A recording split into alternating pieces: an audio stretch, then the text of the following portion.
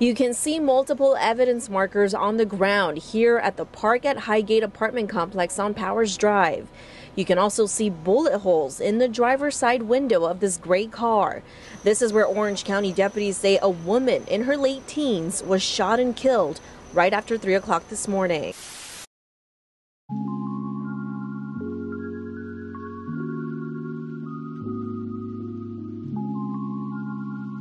19-year-old Gandy was a beautiful young woman who wanted to make a better life for her family. She was in her second year at Florida A&M University, striving to make everyone around her proud. Just before 3 a.m. on June 1st, Orange County deputies were called to the Park at Highgate Apartments on North Powers Drive in the Pine Hills neighborhood of Orange County, Florida. They would find a vehicle in the last parking lot against a fence near Building 40. Inside was a woman suffering from a gunshot wound. By the time the sun came up Wednesday morning, there was calm in this Pine Hills neighborhood. But possible bullet holes in the side of this vacant house paint a picture of the violence that happened nearby just a few hours earlier. Detectives and crime scene investigators descended on the Park at Highgate Apartments after they say 19-year-old Gandy was found shot in this car around 3 in the morning. The Orange County Sheriff's Office identified the teen as 19-year-old Gandy.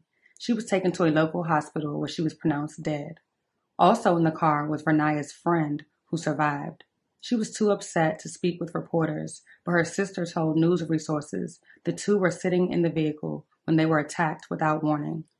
For much of the day, glass from the car windows was still covering the parking spot. Forensics analyzed and placed at least 52 shell casing markers on the ground around the bullet-riddled car and took pictures of the front windshield and driver's side window. Witnesses of the shooting described the sound as a war zone. They said once the shooting started, the popping didn't stop until a click was heard, signaling the shooter had run out of ammunition. Residents of the apartment complex were equally shocked, furious, and confused at the events that took place. It was surprising to me that something like that happened. This woman's family called her to make sure she was okay. It's just a tragedy. It's just sad, honestly.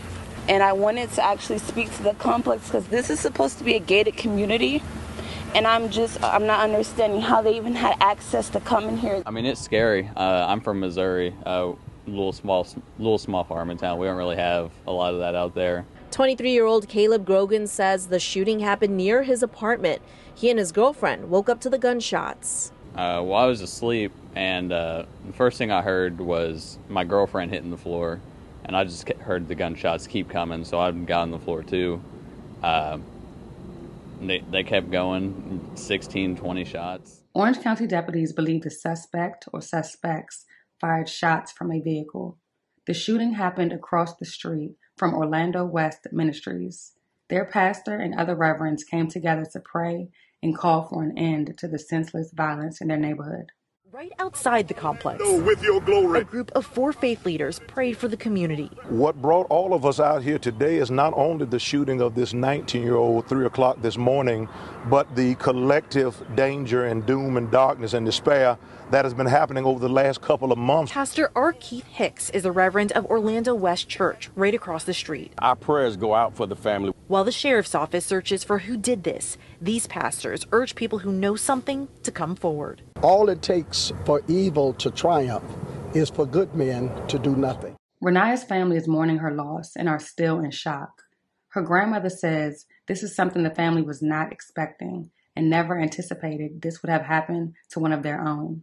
They just want to know why or how something like this could occur. Pastor James Morris of Carter Tabernacle Church. He says Gandy's family has close ties to the church and they're reeling tonight. When I received a text from the grandmother and I called, immediately when she heard my voice, she broke. My heart broke for her. He says they don't know who would want to hurt her. We need to get these people off the streets. No one wants to make themselves a target. But I think there are ways that your anonymity can be kept. There are signs on the property that say the premises are monitored 24 hours a day by security cameras. The Orange County Sheriff's Office says they are waiting to get information on the car the suspects were in in hopes of leading them to an arrest. Meanwhile, they are asking anyone with information to come forward.